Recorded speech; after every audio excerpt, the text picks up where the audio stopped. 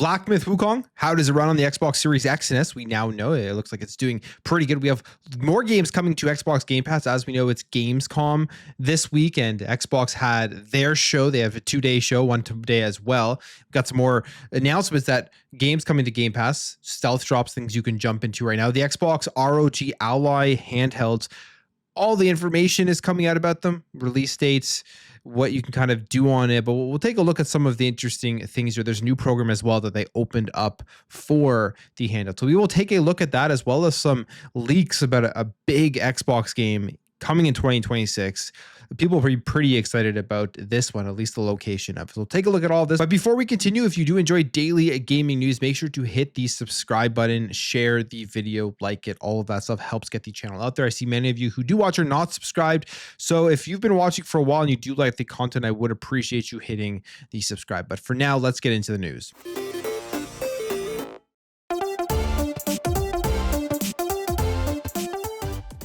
Black Myth Wukong for the Xbox Series X and S is finally here, a year after it did already release on the PlayStation 5 and the PC. And as we know, with this game, there's been a lot of discussion and debate as to what happened to it. Why was it held off of Xbox for an entire year, releasing 1 year to the date that it officially released on the other platforms? You have one avenue, people thinking it was because of optimization, because they couldn't get it running on the Xbox. The other avenue is that there was a deal behind the scenes to keep it off of Xbox, and PlayStation went in there and helped them optimize the game and get it ready for the release of the consoles on the PS5. Now, when you take a look at this game when it did release a year ago, it still wasn't great optimization-wise on the PlayStation 5. So clearly Game Science were having some sort of issue, not experienced enough in developing for consoles and getting these games running up to par. So you could definitely see PlayStation coming in there and saying, we will help you get this game running on the PS5 if there is some sort of console exclusivity deal at the very least. And that's what a lot of signs are pointing towards, at least with the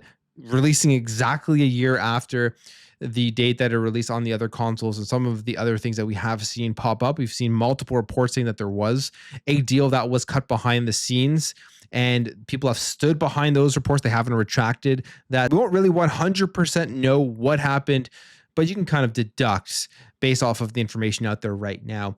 But it is out here on the Xbox Series X and S. And how is it running? Because they had trouble optimizing this game. An entire year would have helped them, but would they be able to get it running properly, specifically on the Xbox Series S? And it looks like they've had no issues, even though they said it would take them years to get it optimized to run on the Xbox Series S, or at least they would need years of experience because of the Xbox Series S. Obviously, they didn't need years of experience. They were able to get this done with an under a year, because this would have had to be ready and gone gold and everything before today or before yesterday. And here it is on the Xbox Series X and S. There's been some tests, and on the Xbox Series X, it is output at 4K, 1800p in balance mode, 1520p in performance mode. So 4K quality, 1800p balance, 1520p performance, and you are getting 30 frames per second for quality and 60 frames per second for performance, they say, for the most part as you're playing through this game. So getting it to run nicely on the Xbox Series X and easily getting good quality output, good FPS output. The bigger question here is, though, if the Series S was such an issue, would they be able to have this thing running at a solid 60 frames per second? Would they be able to get a good experience on that console at this point as they are releasing it on the Xbox? And the answer is yes. From these comparisons that we are seeing right now, there are two modes on the Series S: 1400p, which is quality mode, and then 720p, which is balance mode, and 720p again in performance mode. But they're running at 30 FPS and then 60 FPS here in the performance mode. So you are getting a 60 FPS experience on the Xbox Series S.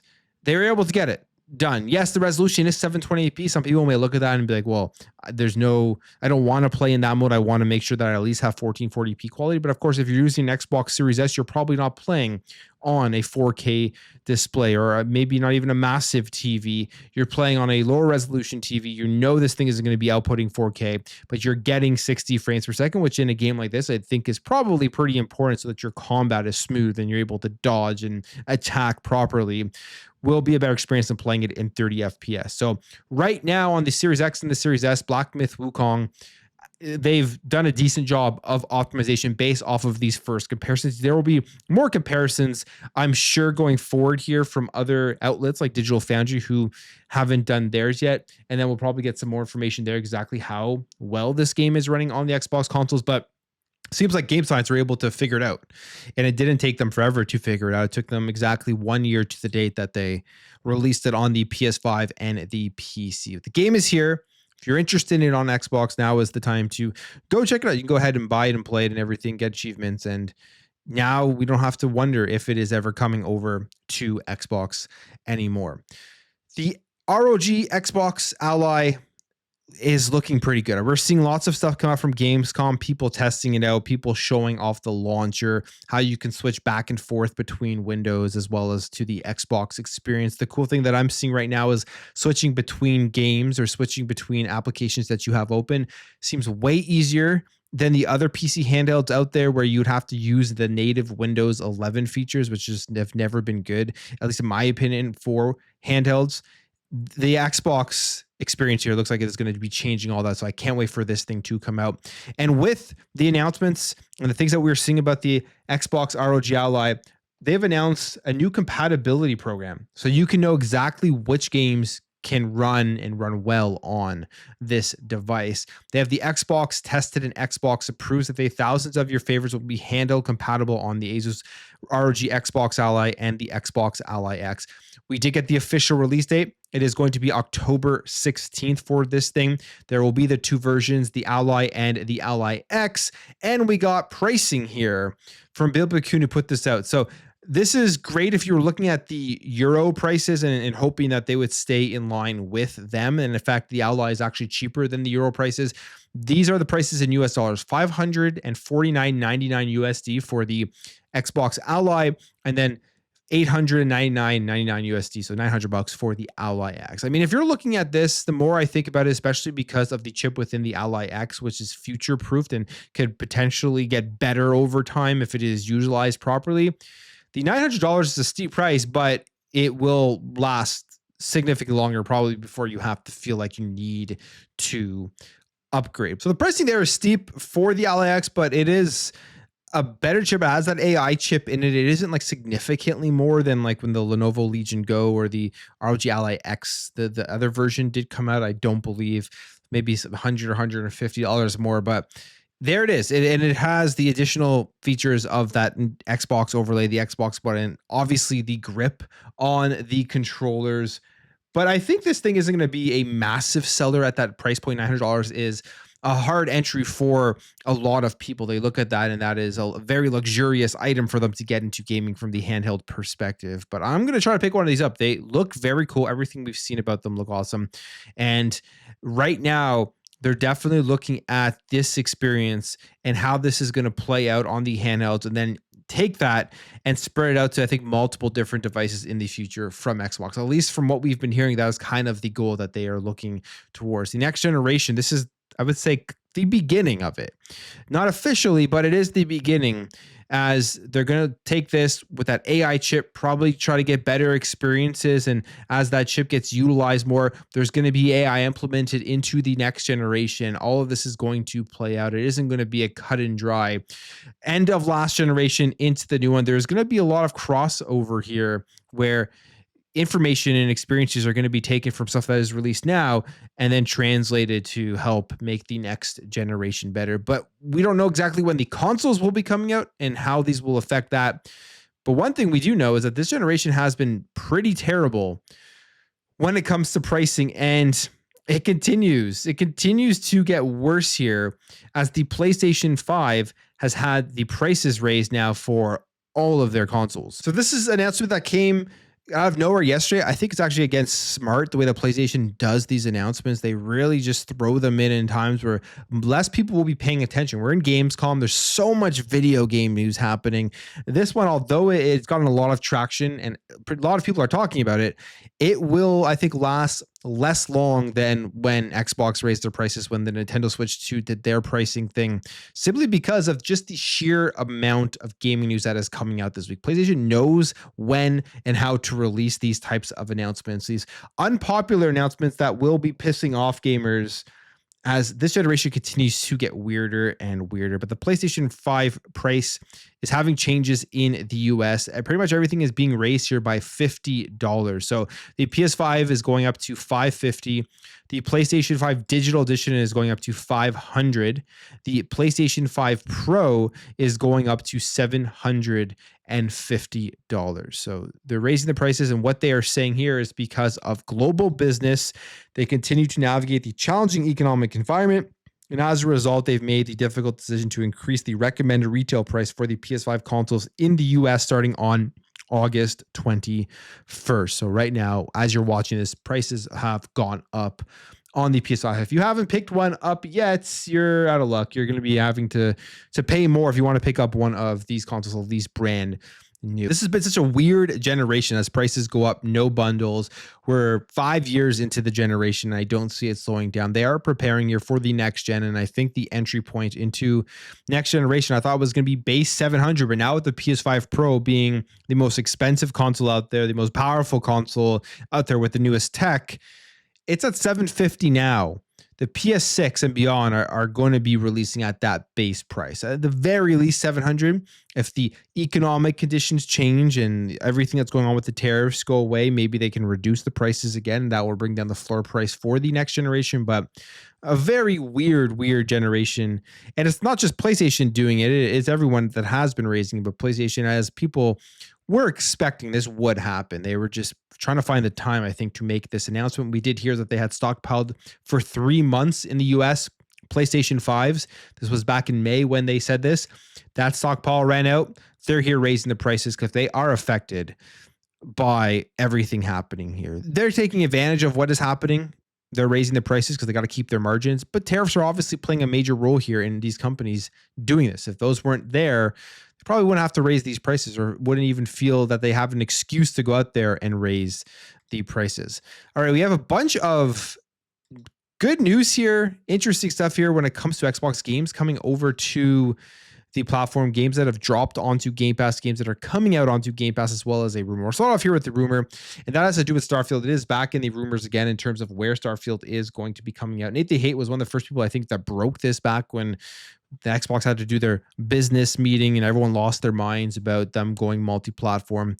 But he puts this out: Indiana Jones and the Great Circle won't be the only Bethesda game coming to the Nintendo Switch 2 in 2026. See that planet? You can go there. Aside from landing on PS5, Starfield is planned for release on the Nintendo Switch 2 in 2026. So they're going to try to bring Starfield to the Nintendo Switch 2, which is pretty cool to see how they're going to be able to get this game to run.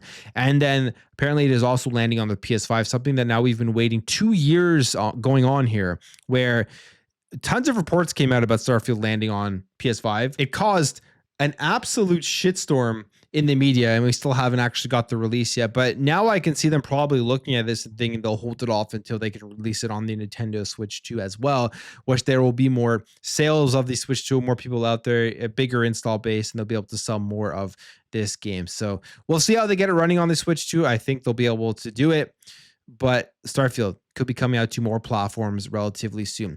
We got a stealth drop here on Xbox Game Pass, which is great to see. This is a cool game. I already played a bit of this on PC, and this is the ROG Prince of Persia, available right now, and it is on Game Pass, coming to the Switch and the Switch 2 later this year. It is a roguelite platformer in the Prince of Persia universe. Cool game. It is fun. A great game to get a drop here on to Xbox Game Pass. We also have another game coming over here to Xbox Game Pass day one. That was announced. It's coming in 2026. That is Tropico 7 coming day one to Xbox Game Pass Ultimate. So one of the cool things about anytime there's like these shows like Gamescom, we generally get these types of announcements of more games coming over to the service. The service continues to get better and better, and it isn't slowing down. More bigger games from third parties are dropping in day one. All of this talk about Game Pass being unsustainable is so absurd, as you do see what the industry is doing and where they're going, and more games that are coming over to the overall service. So cool stuff there. Get ready to go out and check those games.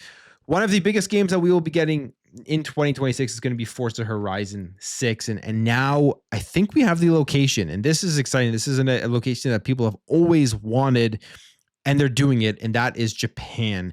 This was put out here. I believe this was on Instagram, but it was a story of some sort that was then later deleted, where I think they accidentally leaked the location of Forza Horizon 6. We may get this today. Maybe they announced this today or show something today, because how far in advance would they have leaked this? Who knows? But they put this out saying, exciting news. We have Cody here from Forza Horizon official shooting cars for the next installation in this series. As there are no late model K cars in America, which I'm guessing those are Japanese, he has flown out from the States to use our cars as the basis for their digital versions. We are huge gamers here at Colton Classic, and it is an honor to be supporting Forza and making Kai cars accessible virtually for people who can't have them IRL. If you buy a car they've scanned, we have a price for you too. How good. So they're saying he's taking these pictures of cars that are going to be in the next Forza game, which would mean Japan is the setting. I think will be super cool. A lot of people have wanted this as a setting for a very, very long time, and they're doing it. Looks like Forza Horizon 6 is going to be set in Japan. I wonder if they'll be announcing something soon, or if this was just a huge slip up. As soon as they posted it, they got a bunch of messages being told to take it down. I'm guessing that's potentially could have what happened too. But as of right now, based off of what they're saying here, based off of pictures being taken of this car to be putting into the next installation of the game, looks like Japan is going to be the place here for Forza Horizon 6. Double Fine, we haven't heard too much from Double Fine other than that Keeper game that they showed off a bit more of yesterday, and that is coming out here. But they're working on a multitude of games, apparently. Schaefer here, Tim Schaefer, he says this: we are making other games next to Keeper too. We have multiple games going on in the studio. The thing I will say is they are all brand new IP. We're excited about sharing them someday. So they're working on multiple games here at Double Fine Productions. They have 70 plus staff. Obviously they've made Psychonauts and Psychonauts 2, which is a phenomenal game. They've made other stuff here like Brutal Legend, which is kind of like a classic, cool game and stuff. They've done a lot of good games, unique games. They definitely bring their own spin to the gaming industry. Keeper looks like it is another one of those games that falls within that realm. That is a smaller game. I think it's only like $30, so it's not going to be a massive game. It's going to be shorter. I wonder if they're working on a multitude of smaller projects, and they're all going to be releasing at this $30 price range. They're going to be smaller, more compact experiences, but great experiences. And I think for Double Fine, that makes a lot of sense. So I kind of can see them doing that. And I wonder what the new IPs they're working on. We're going to get a bunch of new stuff from that studio, which is always a good thing. We've got more information here about Black Ops 7. And if you're on Game Pass, you get a huge advantage here. You get a huge perks for this game. It is coming to Game Pass day one. But if you're on PC Game Pass or Ultimate Game Pass, you get the benefits of the open beta, early access, and the Res Nov pack. So that is coming here no matter what. You don't actually have to pre-order it. They say Game Pass Ultimate or PC Game Pass subscribers get the pre-order benefits. If you don't have Game Pass, you have to pre-order it to get that stuff. And then if you want the Vault edition of this game, you can actually upgrade it to that for $30. So they're doing a lot there in terms of giving you that additional incentive to get into Game Pass. And again, it's such a massive game. It lands into Game Pass day one, and they're still doing this type of stuff. I think that tells us all we need to know about how successful Game Pass has been and how good Call of Duty has been for the service. But I'm going to end the video there, guys. If you did enjoy this video, hit that thumbs up. If you are new here, hit that subscribe, and I'll catch you guys in the next video.